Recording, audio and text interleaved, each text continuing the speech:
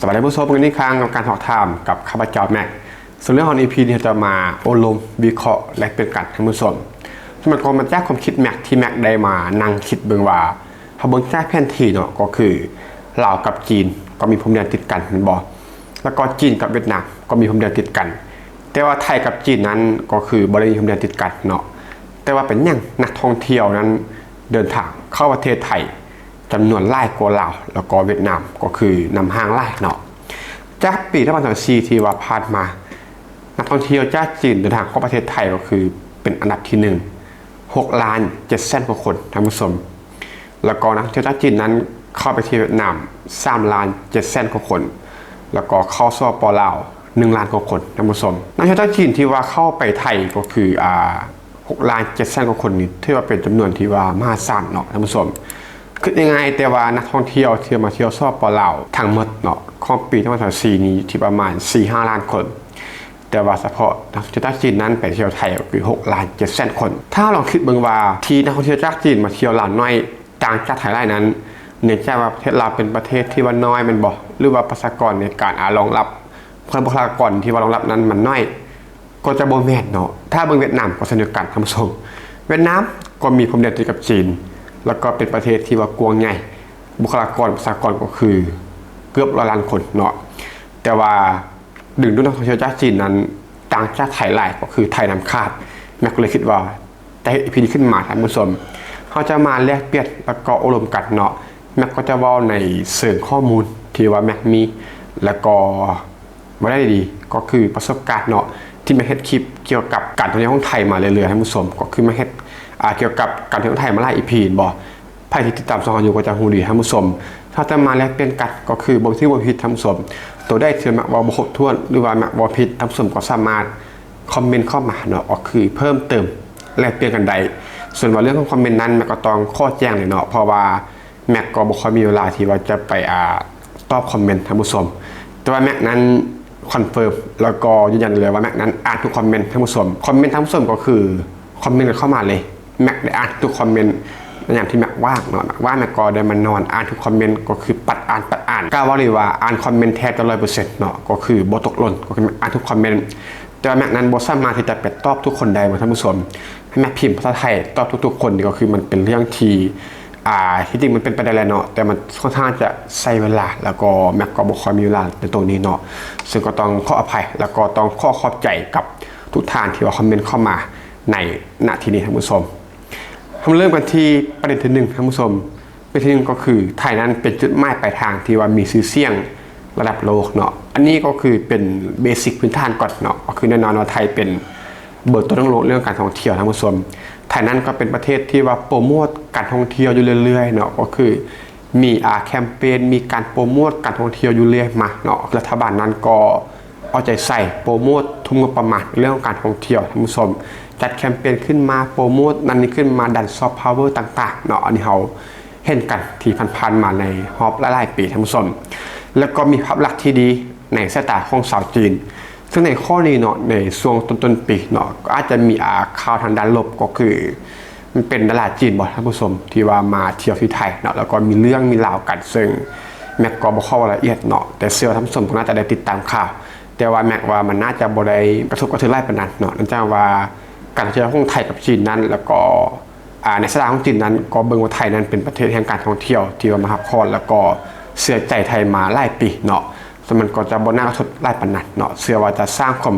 สัมพันธ์แล้วก็ความเชื่อใจกลับขึ้นมาได้ท่านผู้ชมแล้วก็มีท่านที่ท่องเที่ยวที่ว่าสำคัญเช่นว่ากรุงเทพภูเก็ต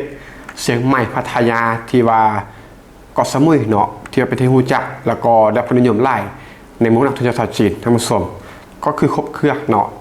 นักท่องเที่ยวชาวจีนนี่จะมักความลู่ล่าเนาะหรือว่ามักเมืองใหญ่ที่ก็มากรุงเทพก็ได้เนาะช้อปปิ้งก็คือไทยเป็นเบอร์ต้นอยู่แล้วถ้าจะพักพอเรื่องของทะเลก็มีเนาะสมุยพัทยาภูเก็ตต่างๆคือมันครบเครื่องซ่องเลยก็คือความสะดวกด้านการเดินทางท่านผู้ชมถึงว่าไทยนั้นจะเป็นประเทศที่บ่มีชายแดนติดกับจีนเนาะก็คือจีนจะมาไทยนี่ก็ต้องผ่านสปป.ลาวก่อนแม่นบ่หรือว่าผ่านทางเมียนมาหรือพม่าก่อนเนาะแต่ว่าไทยนั้นก็มีเที่ยวบินตรงจากจีนหลายเมืองเช่นว่าปักกิ่งเซี่ยงไฮ้กวางโจวแล้วก็เซิงตูเนาะรวมถึงคุนหมิงท่านผู้ชมซึ่งช่วยให้เดินทางจากจีนมาไทยนั้น สะดวกไล่กว่าลาวแล้วก็เวียดนามทั้งที่จีนกับไทยนั้นบ่มีพรมแดนติดกันท่านผู้ชมแต่ว่าโดยความที่ว่ามีเที่ยวบินตรงเนาะและหลายเมืองของจีนเห็นให้การเดินทางนั้นสะดวกสบายไล่กว่าเนาะถ้ามาสปลาวนี่แน่นอนว่าผ่านทางรถไฟลาวจีนเนาะส่วนตัวนี้ก็มีส่วนหลายที่ไว้ในนักท่องเที่ยวจีนนั้นมาเที่ยวไล่ขึ้นท่านผู้ชมถ้าว่ามีรถไฟลาวจีนนี่ก็คือจะลำบากเนาะในการเดินทางมาเที่ยวที่สปลาวถึงว่าจะมีพรมแดนติดกันแต่ว่าเรื่องของเส้นทางต่างๆเนาะมันก็บ่ค่อยสะดวกเท่ากับเที่ยวบินตรงบอกท่านผู้ชมแล้วก็ไทยนั้นก็ยังยกเว้นวีซ่าสำหรับนักท่องเที่ยวจากจีนบางช่วงเวลาเนาะให้การเดินทางนั้นมันง่ายและก็สะดวกสบายยิ่งขึ้นท่านผู้ชมซ้ำนี่ก็คือค่าครองชีพแล้วก็การจับจ่ายที่ว่ามันเหมาะสมกับราคาเนาะไทยนั้นมีค่าครองชีพที่ว่าบ่สูงหลายเนาะก็คือในระดับที่ว่ากลางๆก็คือบ่สูงเมื่อเทียบกับคุณภาพของสินค้าและก็การบริการที่ว่าได้รับเนาะถือว่าคุ้มค่านักท่องเที่ยวจากจีนนั้นสามารถจับจ่ายซื้อของและก็ท่องเที่ยวได้คุ้มค่ากว่าในหลายประเทศในทวีปนี้ท่านผู้ชมก็คือเมื่อเทียบกับหลายประเทศในทวีปหรือว่าในยุโรปต่างๆเนาะก็คือไทยนี่ก็ถือว่าบ่เป็นรองในเรื่องของคุณภาพการบริการสถานที่ท่องเที่ยวเนาะก็คือไทยนี่บ่เป็นรองชาติได้ในโลกเลยเนาะก็คือเป็นเบอร์ต้นของโลกแล้วเรื่องการท่องเที่ยวสำคัญก็คือราคาต่ำกว่าบ่ท่านผู้ชมราคาก็ต่ำกว่าหลายประเทศในยุโรปแล้วก็ในทวีปเอเชียแต่ว่าทุกอย่างคุณภาพการบริการนี่สู้ซี่ก็คือสู้ได้หมดแต่ว่าราคาต่ำกว่าเนาะก็คือคุ้มค่าท่านผู้ชมไทยนั้นก็เป็นแหล่งช้อปปิ้งที่ว่าสำคัญโดยเฉพาะก็คือสินค้าหรูเนาะสินค้าแบรนด์เนมเครื่องสำอางและก็ของฝากที่เป็นที่นิยมในหมู่ของชาวจีนท่านผู้ชมก็คือห้างหรูนี่ครับห้างบ่ทั้งหลายเนาะก็คือไทยนี่เป็นเบอร์ต้องลดอยู่แล้วในเรื่องของห้างหรูเนาะห้างที่ว่าไอคอนสยามย่านพารากอนแล้วก็หลายแนวเนาะก็คือเฮาคิดภาพมันมีหลายอย่างที่เฮาบ่สามารถบ่หมดได้เนาะก็คือมันเป็นห้างหรูหราแล้วก็เป็นการช้อปปิ้งที่เป็นเบอร์ต้นๆอยู่แล้วสำหรับห้างสินค้าของไทยตัวนี้ก็บ่เป็นข้อสงสัยเนาะเพราะว่านักท่องเที่ยวจีนนั้นก็คือมักความหลากหลายเนาะเพราะว่าประชากรเขาเจ้านี่พันกว่าล้านคนแม่นบ่ถ้าเป็นวัยนุ่มเนาะวัยนุ่มมาเที่ยวก็มักเรื่องของความหรูหราได้มาช้อปปิ้งมาเป็นบรรยากาศช้อปปิ้งทะเลต่างๆแม่นบ่ถ้าเป็นผู้สูงวัยได้ก็มาเที่ยวธรรมชาติก็คือไทยก็มีครบสุดท่านผู้ชมเรื่องของวัฒนธรรมนี่ก็คือครบจบที่ประเทศไทยเนาะท่านผู้ชม4ก็คือวัฒนธรรมและก็ความเป็นมิตรที่ว่ากับนักท่องเที่ยวของจีนเนาะไทยนั้นมีชุมชนจีนจำนวนหลายท่านผู้ชมก็คือเที่ยวเยาวราชมันบอกก็คือมันก็มีเนาะแล้วก็คือมันมีเขตเศรษฐกิจที่ว่ามันเป็นโซนที่ว่าจะว่าดีก็คือเป็นพ่อค้าสาวขายหรือว่าเป็นโซนที่เป็นตลาดจีนเนาะก็คือเช่นเดียวกับเยาวราชมันบอกท่านผู้ชมถ้าแม็กว่าบ่ผิดเนาะแล้วก็วัฒนธรรมที่ว่าคล้ายคลึงกันในบางแง่มุมเห็นนักท่องเที่ยวจีนนั้นรู้สึกคุ้นเคยเนาะเมื่อมาเที่ยวที่ประเทศไทยท่านผู้ชมก็รู้สึกว่าผู้พันแล้วก็คุ้นเคยเนาะแล้วก็เป็นการท่องเที่ยวที่ว่าเป็นบทต้นของโลกเนาะก็คือรับประสบการณ์ที่ว่าดีไล่ในการมาเที่ยวที่ประเทศไทยท่านผู้ชมแล้วก็มีร้านค้าแล้วก็สถานที่ท่องเที่ยวหลายแหล่งเนาะที่ว่าต้อนรับแล้วก็ให้ความสะดวกกับนักท่องเที่ยวจากจีนท่านผู้ชมเช่นว่าเมนูเป็นภาษาจีนเนาะแล้วก็พนักงานนั้นก็ว่าภาษาจีนได้แล้วก็มีการบริการชำระเงินผ่านทางWeChat Pay แล้วก็ Alipay เนาะซึ่งมันเป็นแอปของจีนเนาะที่เขาจะมักใส่ชำระเงินกันเนาะที่ว่าเป็นที่นิยมในประเทศจีนในการใช้ WeChat Pay หรือว่า Alipay เนาะซึ่งมันใช้ในการชำระเงินหรือว่าจ่ายค่าสินค้าต่างๆเนาะ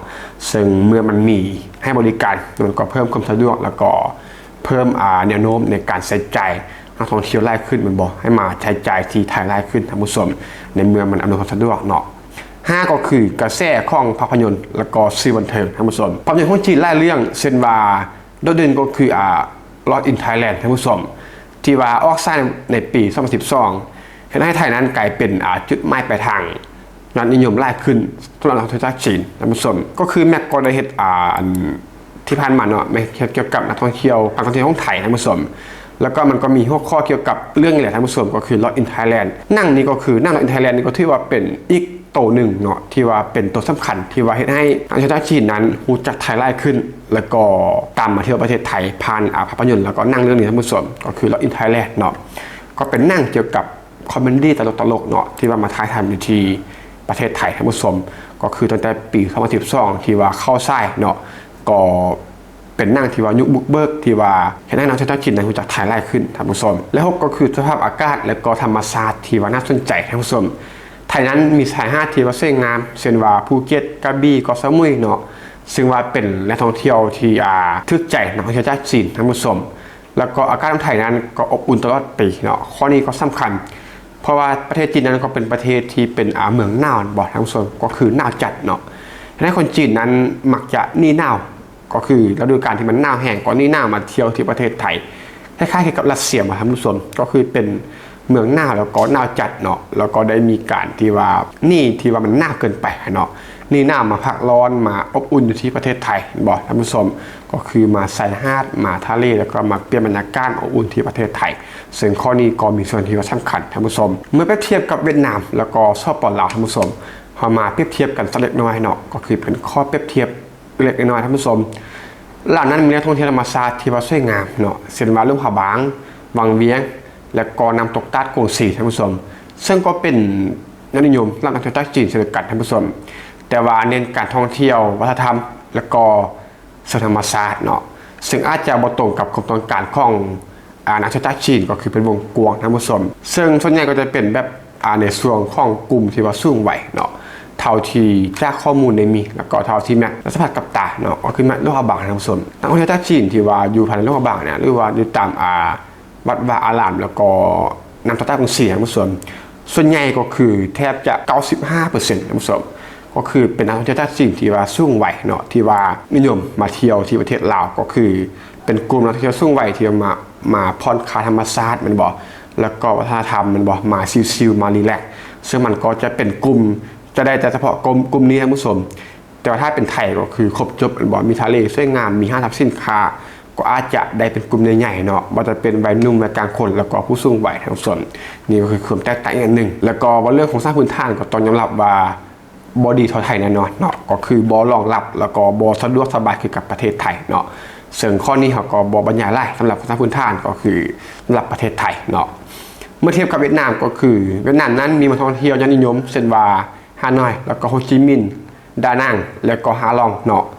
แต่ว่าระบบขนส่งนั้นแล้วก็การบริการนั้นก็จะพัฒนาเท่ากับประเทศไทยผู้ชม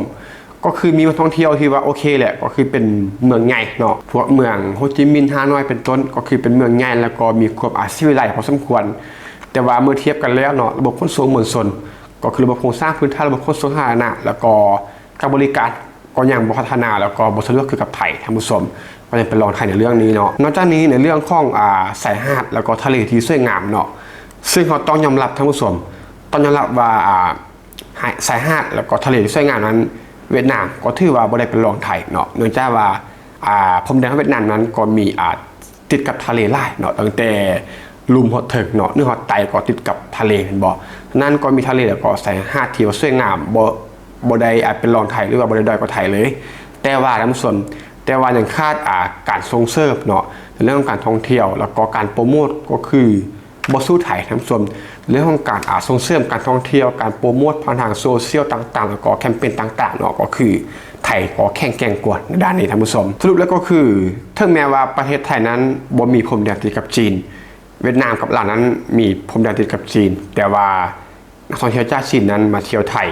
หลายกว่าก็คือห่างจากเวียดนามแล้วก็ลาวหลายเนาะไทยนั้นเรื่องท่องเที่ยวจากจีนหลายกว่าก็เพราะว่ามีชื่อเสียงในระดับโลกเนาะซึ่งตัวนี้ก็มีส่วนเนาะเมื่อมันการันตีแบรนด์เนาะก็คือประเทศไทยสิก็คือเมื่อการท่องเที่ยวไทยนั้นมันเป็นระดับโลกอยู่แล้วมันก็ยิ่งให้เพิ่มความมั่นใจที่จะมาเที่ยวไทยเนาะก็คือกับแบรนด์ต่างๆแหละก็คือสินค้าต่างๆเมื่อมันมีชื่อเสียงอยู่แล้วให้คนนั้นต้องการที่จะเลือกซื้อก่อนมันท่านผู้ชมแล้วก็การเดินทางที่ว่าสะดวกสบายเนาะวัฒนธรรมที่ว่าเข้ากันได้ดีท่านผู้ชมสินค้าและการบริการที่ว่าดึงดูดราคาที่ว่าจ่ายบ่ได้แพงท่านผู้ชมการใส่ใจที่เข้าถึงได้ราคาที่แต่ว่าการบริการคุณภาพนั้นมันดีเยี่ยมเนาะก็คือมันเกินคุ้มค่าคุ้มราคาท่านผู้ชมรวมถึงการโปรโมทการท่องเที่ยวที่ว่ามีประสิทธิภาพเนาะท่านผู้ชม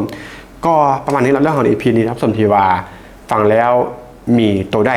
แล้วจะมาแลกเปลี่ยนอบรมกันก็เต็มที่ท่านผู้ชมคือแม็กได้ว่าเป็นต้นคลิปเนาะแม็กนั้นได้อ่านทุกคอมเมนต์แต่อาจจะบ่ได้มีเวลามาตอบเนาะ